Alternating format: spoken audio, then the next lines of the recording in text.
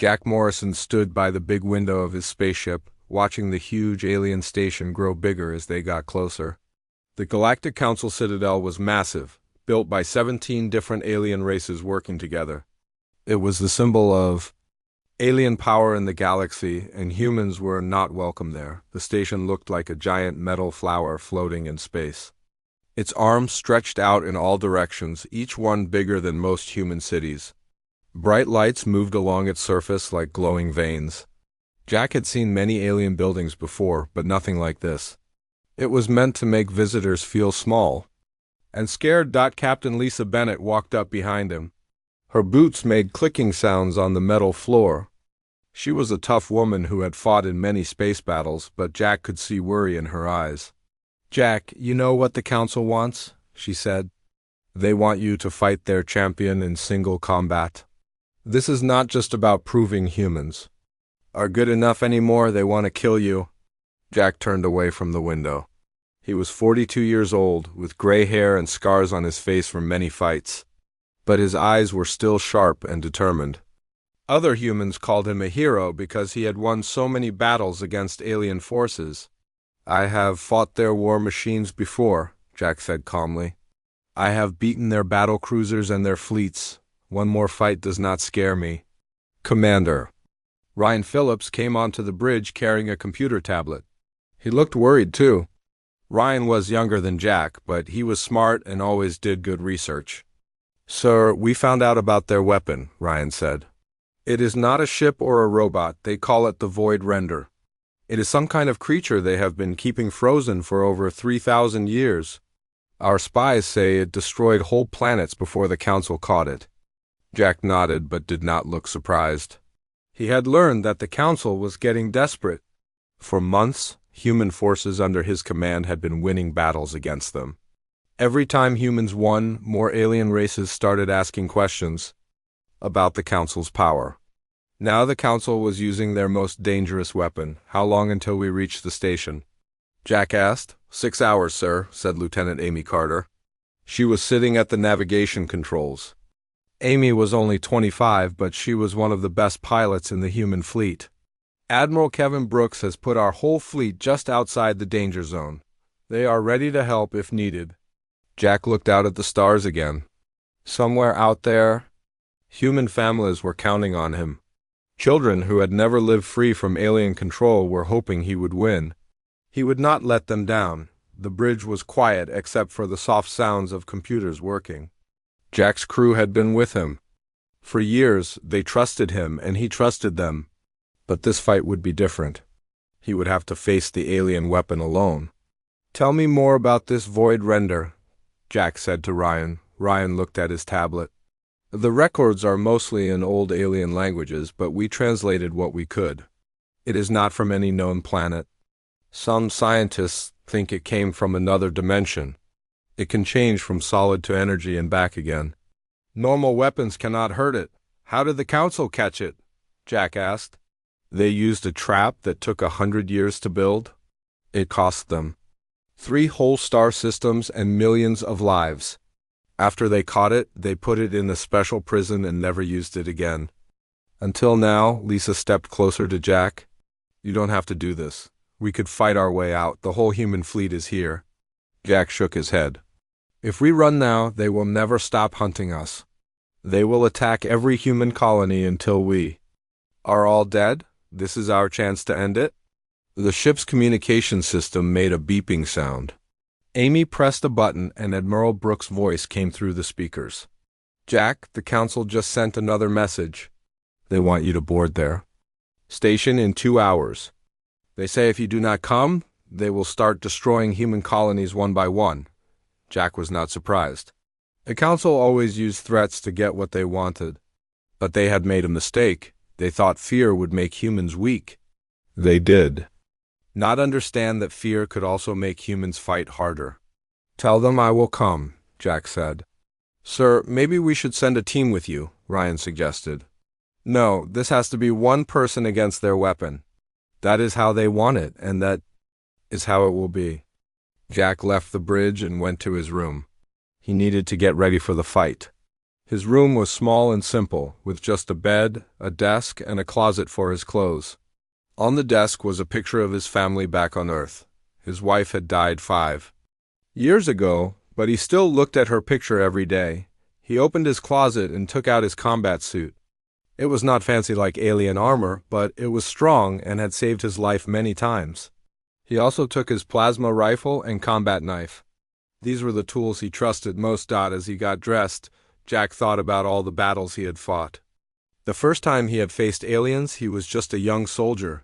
He had been scared and had almost run away. But he had learned that aliens were not magic. They could be beaten if you were smart and brave.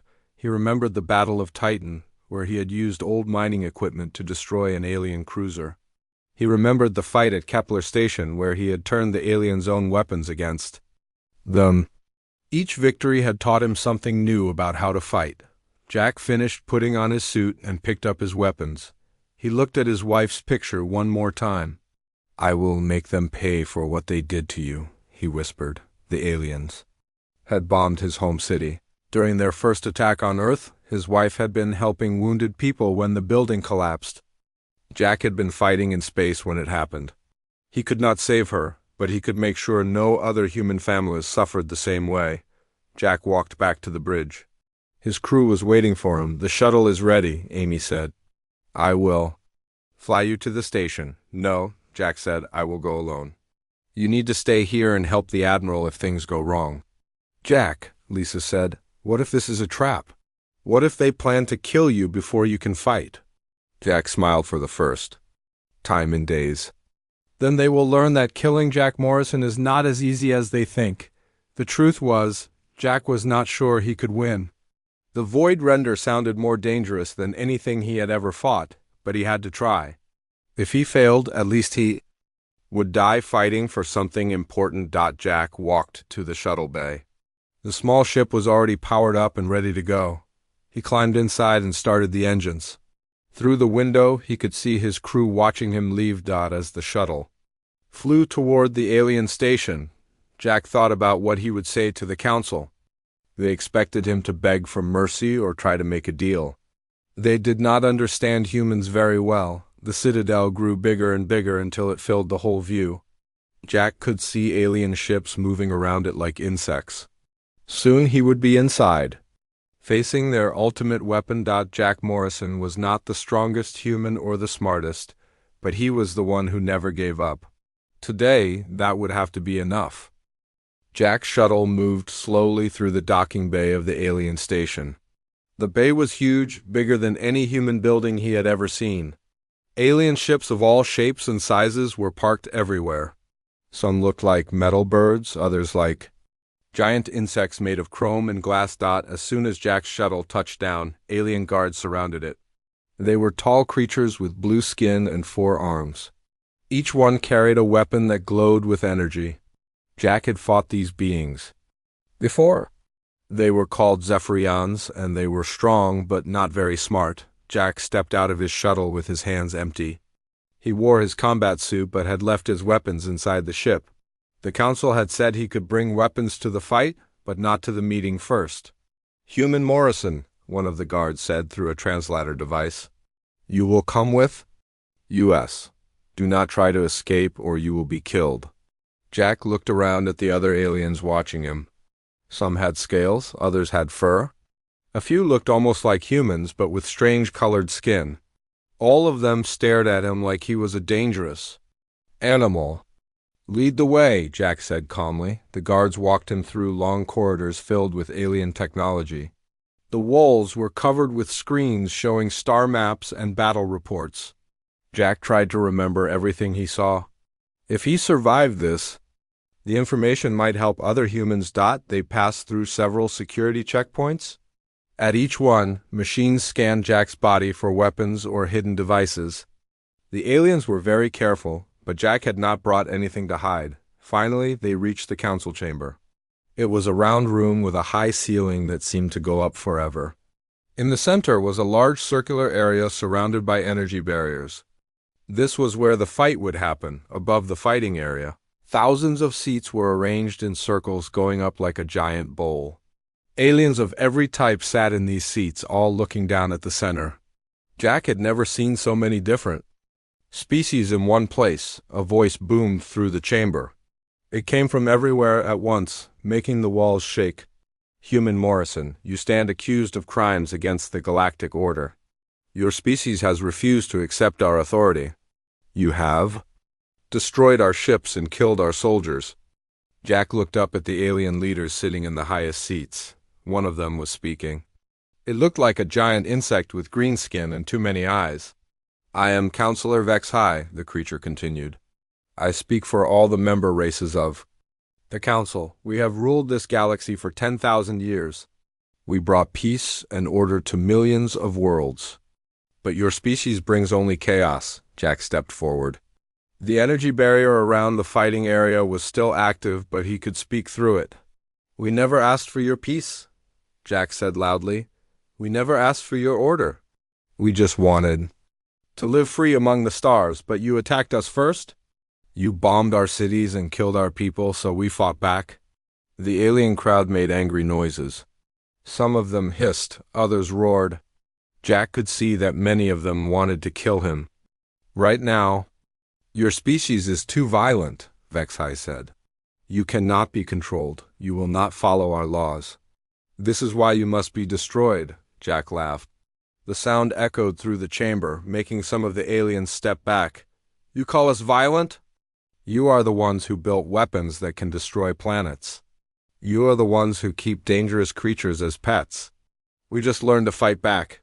HFY's eyes glowed with anger. You will see what real power looks like, human. We have prepared something special for you. Something that has never been defeated. The floor in the center of the fighting area began to move. Sections of metal slid away, revealing a deep hole underneath. Jack could see machinery down there, and cables that pulsed with energy. Behold, HFY said, the Void Render, the destroyer of the Taushan Empire. The end of the Nexus worlds. It has slept for 3,000 years, waiting for this moment. Jack felt the temperature drop. The air itself seemed to get thicker. Even the alien spectators grew quiet, as if they were afraid of what was coming. Something moved in the darkness below. Jack could not see it clearly, but he could feel it. It was like a cold wind that touched his mind. This was not just a creature. It was something that should not exist. No weapon can hurt it, HFY continued. No shield can protect against it. It feeds on life itself. It has destroyed entire star systems, and now it will destroy you. The energy barrier around the fighting area flickered and disappeared. Jack was now standing in the same space as the hole. If he wanted to run, this was his last chance. Instead, Jack walked to his shuttle and retrieved his weapons. He strapped his plasma rifle to his back and attached his combat knife to his belt. The alien guards watched him but did not interfere. The council had promised him a fair fight, and they were keeping their word. Jack returned to the center of the area. The hole was getting deeper as more machinery moved aside. He could hear sounds coming from below. They were not sounds any animal should make. Computer, Jack said into his suit's communication system. Can you scan what is down there? Scanning, came the reply from his ship's computer. Unable to get clear readings. Energy patterns are unstable. Recommend extreme caution. Jack almost smiled. His computer was telling him to be careful when facing a creature that destroyed planets. Sometimes human technology was too honest. The sounds from below got louder. Jack could hear metal scraping against metal and something that might have been breathing. But it was breathing in a way that made Jack's skin crawl. Are you afraid, human? HFY asked. It is not too late to surrender. We can make your death quick if you admit that your species is inferior. Jack looked up at the thousands of alien faces staring down at him. He thought about his wife killed in an alien bombing. He thought about human children living in fear on colony worlds. He thought about all the humans counting on him to win this fight. I am not afraid, Jack said. I am ready. The machinery below made a final grinding sound and stopped. The hole was now complete, going deep into the station. Jack could see lights moving down there, but they were not normal lights. They seemed to absorb brightness instead of giving it off. something began to rise from the depths. At first, Jack could only see a shadow, but as it got closer, he realized the shadow was the creature itself. It was made of darkness that moved. Like liquid. The void render emerged from its prison. It was 12 feet tall and had no fixed shape. Sometimes it looked almost human, sometimes like a giant spider, sometimes like nothing Jack had ever seen. Its body seemed to be made of black smoke that could become solid when it wanted to. The creature had no visible eyes, but Jack could feel it looking at him. It had no mouth, but it made sounds that seemed to come from everywhere. The air around. It shimmered like heat waves. The alien crowd was completely silent now. Even they were afraid of what they had released. Jack drew his plasma rifle and checked its power level, full charge. He had enough shots for a long fight, but he did not know if his weapons would work against this thing. The void render moved toward him. It did not walk or fly. It simply flowed across the ground like spilled ink. As it got closer, Jack could see that reality itself seemed to bend around it. "Let's see what you can do," Jack said quietly. The creature stopped just 10 feet away from him. For a moment, nothing happened. Then it attacked. The void render moved faster than anything Jack had ever seen. One moment, it was standing still. The next, it was right in front of him. Black tendrils shot out from its body like whips made of pure darkness. Jack threw himself to the side, rolling across the metal floor. The tendrils missed him by inches, but where they touched the ground, they left deep marks in the steel. The metal looked like it had been eaten away by acid. Jack came up on one knee and fired his plasma rifle. The bright energy bolt flew straight at the creature's center. But instead of hitting solid flesh, the bolt passed right through the void render as if it was made of smoke. The creature made a sound like wind blowing through a graveyard. It seemed to be laughing at him. "No good," Jack muttered. He had expected this, but he had to try anyway. The void render attacked again, this time with more tendrils. Jack rolled behind one of the metal pillars that supported the chamber's ceiling. The tendrils wrapped around the pillar and squeezed. The thick metal began to crack and bend. Jack could hear the alien crowd above him making excited noises. They thought they were about to watch him die. Some of them were probably placing bets on how long he would last. "Computer, analyze the creatures." "Movement patterns," Jack said into his suit's communication system. "Analyzing," came the reply. "Creature appears to phase between solid and energy states. Recommend engaging during transition periods." Jack peeked around the pillar. The void render was searching for him, its form shifting and changing.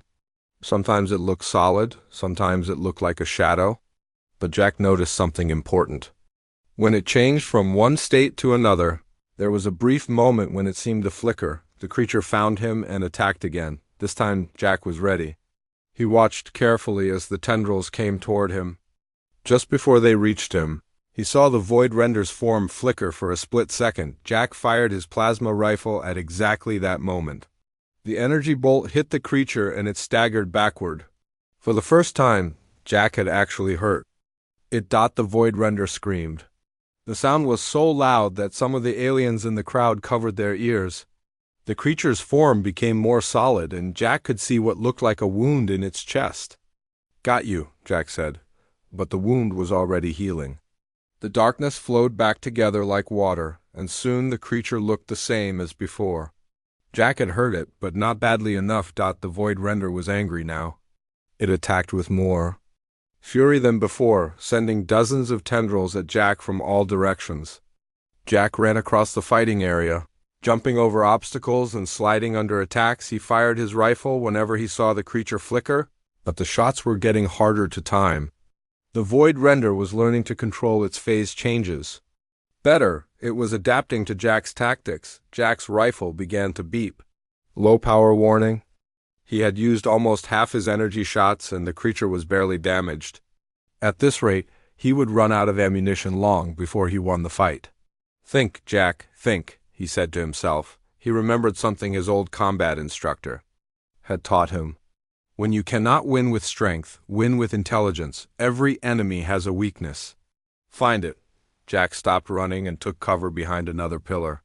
He watched the void render more carefully. It was not just randomly attacking, it had patterns, habits. It always attacked from the same angles.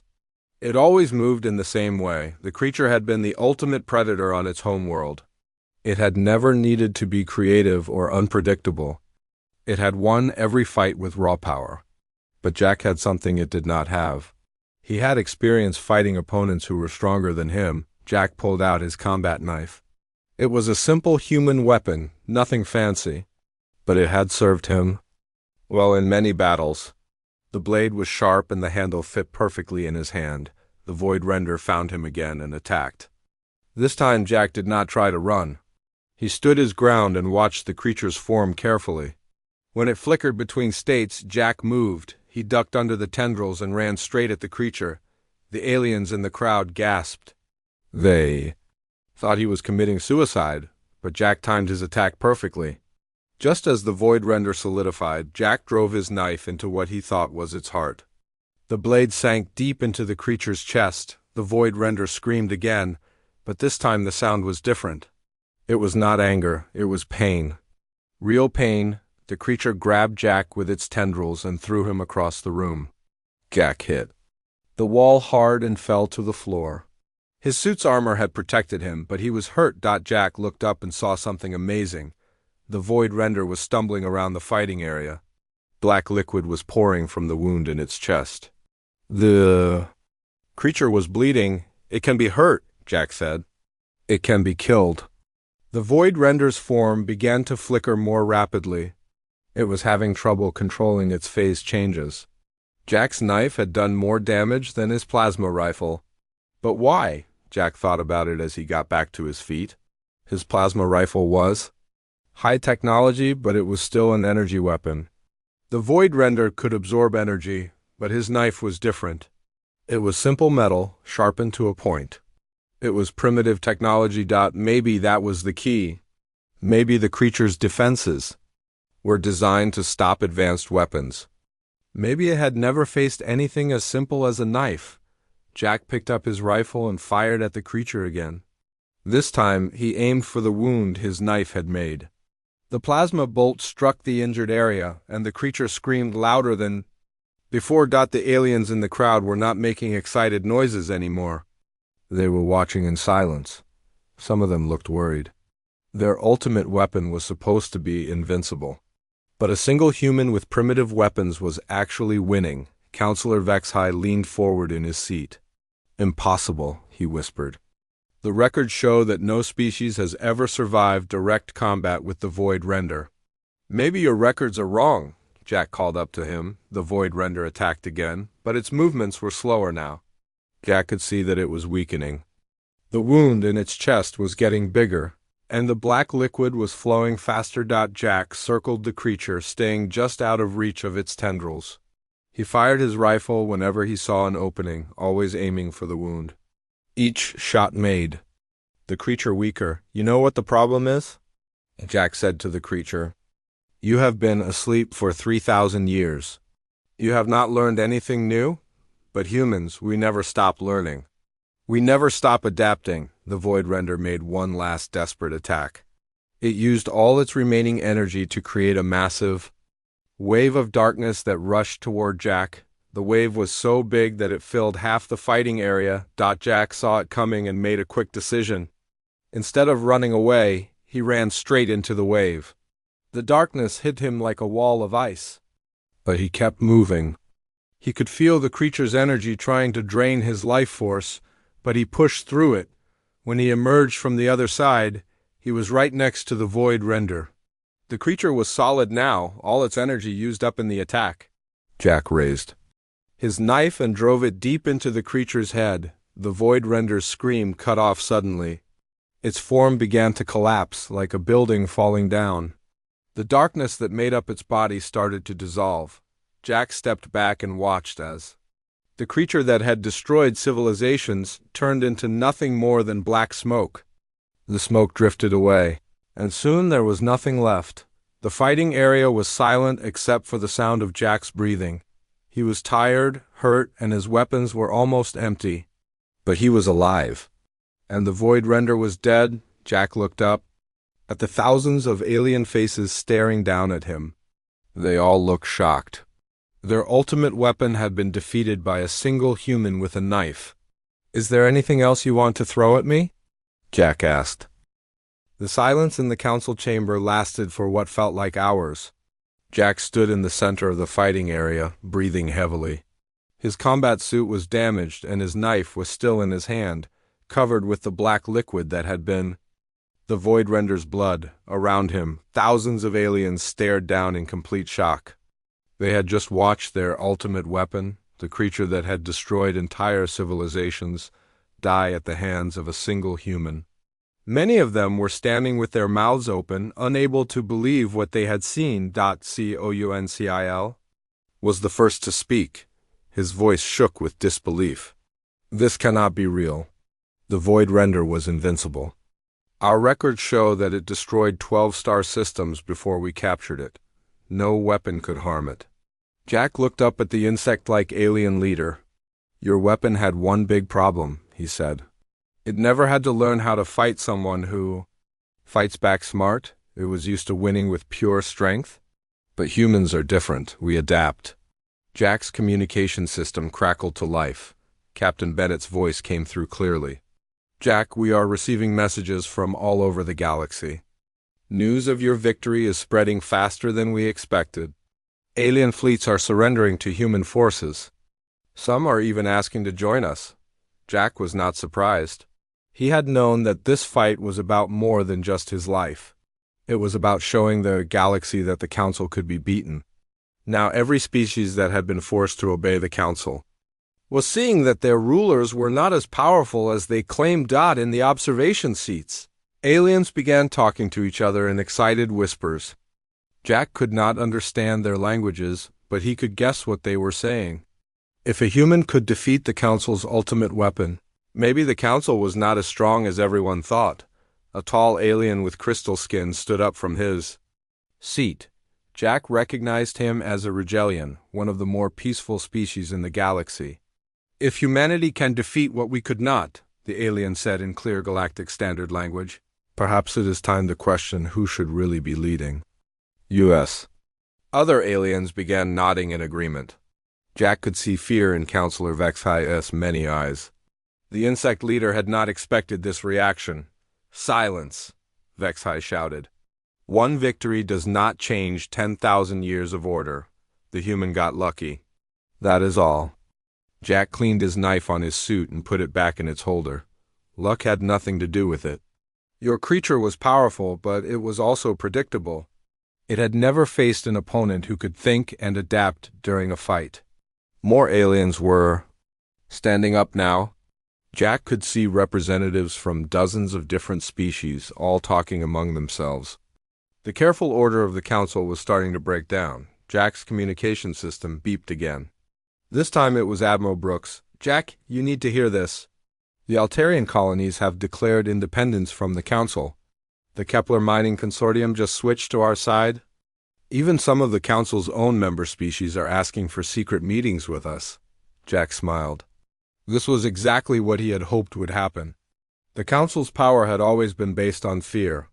Once people stopped being afraid, the Council would fall apart. A new voice joined the conversation. It came from one of the alien guards who had escorted Jack to the chamber. "Human Morrison," the blue-skinned Zephyrion said. "My people have been slaves to the Council for 800 years. If you can offer us freedom, we will fight beside you." Counselor Vexhi's anger was growing. "Traitors, all of you. The Council brought peace to this galaxy. Before us, there was only war and chaos." Jack looked around at all the alien faces. "Peace built on fear is not real peace. It is just slavery with a nice name. Real peace comes when people choose to work together, not when they are forced to obey." More voices joined in from around the chamber. Species that had been silent for centuries were suddenly speaking up. Jack could hear anger in their voices, but also hope. For the first time in thousands of years, they believed things could change. A small, furry alien that looked like a space bear stood up. "The Council destroyed our home world when we refused to give them our mining rights. They said it was for the greater good. But it was really just greed. The council took our children to be soldiers, said another alien with 6 arms. They said it was an honor. But we never saw them again. The council taxed us until we had nothing left, complained a third alien that looked like a walking tree. They said it was for galactic security, but they just wanted our wealth. Jack listened to story after story of council abuse. He had known the council was evil, but he had not realized how much pain they had caused. These aliens had been suffering for thousands of years, waiting for someone to give them hope. Ounciloo, our HFY tried to restore order. Enough! These are lies and propaganda! The council has brought stability and progress to the galaxy. Without us, you would all be fighting each other like savages, like humans fight. Jack asked, we have wars, yes, but we also have freedom. We choose our own leaders, we make our own decisions. And when someone tries to take that away from us, we fight back. A communication screen appeared in the air above the fighting area. Admiral Brooks' face looked down at the assembled aliens.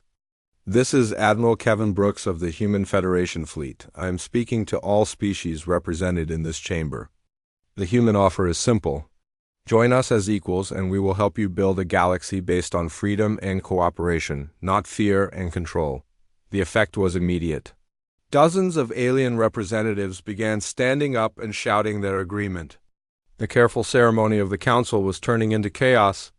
We accept the human offer, shouted the Rigelian representative.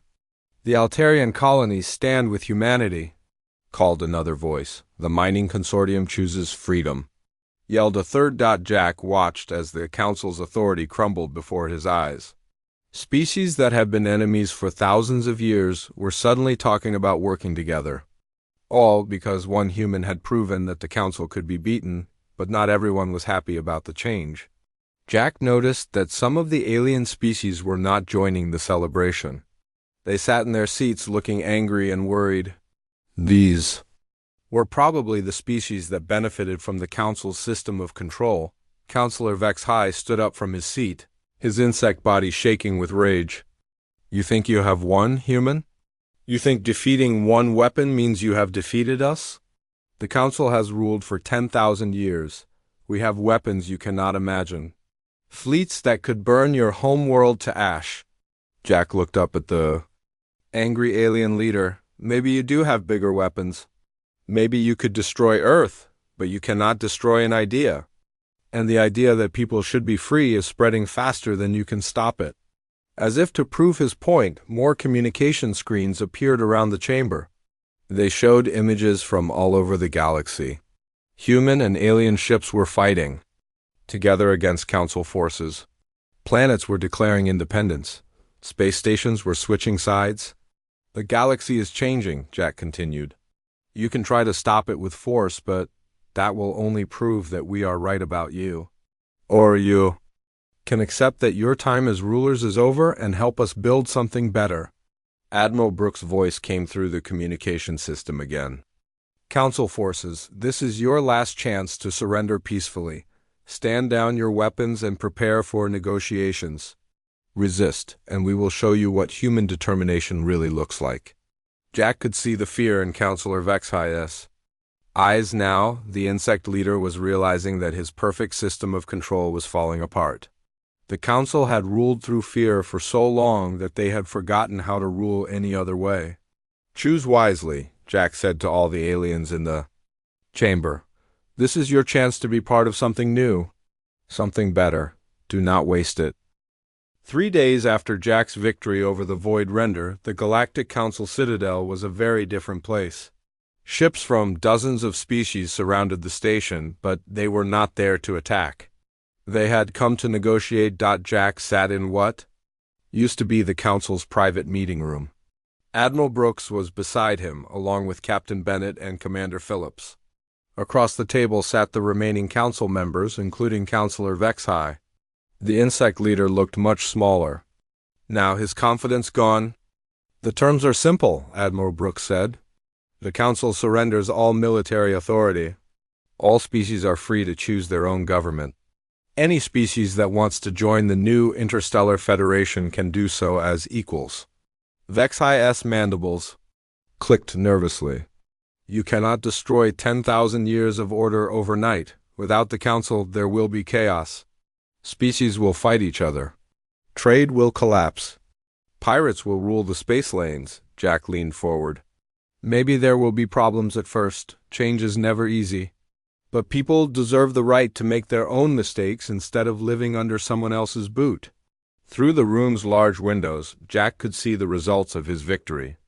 Ships from the former Council fleets were being refitted with new flags. Alien crews that had been enemies for centuries were working together. It was not perfect, but it was a start. The door opened and Lieutenant Carter entered with a data pad. Sir, we have the latest reports. 17 more star systems have declared independence in the last 6 hours. The Council's authority now extends to less than 30% of their former territory. Vexai made a sound like air escaping from a balloon. This is madness. You humans do not understand the responsibility of ruling a galaxy. There are species out there that will take advantage of this chaos. Warlords and criminals who have been waiting for the Council to weaken. Then we will deal with them when they appear, Jack said. Free people working together are stronger than slaves, following orders. You never learned that because you never gave freedom a chance. Captain Bennett handed Jack another report. The Rigelian Assembly has voted to join the Federation. The Altarian colonies are asking for human help to establish democratic governments. Even the Kepler Mining Consortium wants to become a full member rather than just an ally. Jack smiled as he read the report. These were species that had been enemies just days ago. Now they were choosing to work together. It proved that his faith in people had been right. What about the species that are still loyal to the Council? Commander Phillips asked. Vexai straightened up slightly. The core worlds will never surrender. The Dominion Coalition, the military caste, the Trade Federation, they know that the Council system works. They will fight to preserve it. Admiral. Brooks nodded. We expected that. But fighting a war against people who choose to fight is different from ruling over people who are afraid. Your loyal species will learn the difference. Jack stood up and walked to the window. Outside, he could see a human transport ship docking with the station. Through its windows, he glimpsed families, humans and aliens together. Children who would grow up in a galaxy where they could choose their own paths. The war is not over, Jack said without turning around. There will be more battles. Some species will try to create their own little empires. Others will try to bring back the old system. But the idea of freedom is out there now. You cannot put it back in the box. A communication alert sounded. Lieutenant Carter activated the screen, and the face of a young human woman appeared. Jack recognized her as Commander Sarah Walsh, one of the fleet's best intelligence officers. Admiral, we have reports from the frontier sectors. Several Council Loyalist fleets are gathering near the Zarian system. It looks like they are planning a major counterattack. Admiral Brooks stood up. How many ships? At least 300. Sir, they have some of the Council's most advanced weapons. They are led by General Korvax of the military caste. He is calling this the Restoration Fleet. Jack turned back to face the table. Looks like some of your friends are not ready to give up, Counselor. Vexai's eyes gleamed with what might have been hope. General Korvax commands the finest military minds in the galaxy. His ships are equipped with weapons that make your human technology look like children's toys. Perhaps you will learn that defeating one creature does not make you masters of the galaxy. We never wanted to be masters of anything, Jack replied. We just wanted to be free. But if your general wants a fight, we will give him one. Admiral Brooks was already issuing orders to his staff. Contact all Federation ships, tell them to prepare for battle, and send a message to our new allies. Anyone who wants to help is welcome. Over the next several hours, the space around the Citadel became very busy. Human ships were joined by vessels from dozens of species. The fleet that assembled was unlike anything the galaxy had ever seen. Ships of completely different designs. Working together, crews of different species learning to communicate and coordinate, Jack found himself on the bridge of the UES Defiance again, preparing for another battle. But this time he was not alone. Alien officers worked alongside human crew members. The ship's communication channels were filled with voices speaking different languages but working toward the same goal. "Sir," Lieutenant Carter reported, "we have over 800 ships ready for battle. That is more than twice the size of the Restoration fleet, but their ships are individually more powerful than ours." "Numbers do not always win battles," Captain Bennett observed. "The Council fleets are used to fighting enemies who are afraid of them. They have never fought people who are fighting for their freedom." Jack looked at the tactical display showing both fleets. The Council ships were arranged in perfect formation, just like their military manuals taught them. The Federation fleet was more scattered, with each species using their own tactics.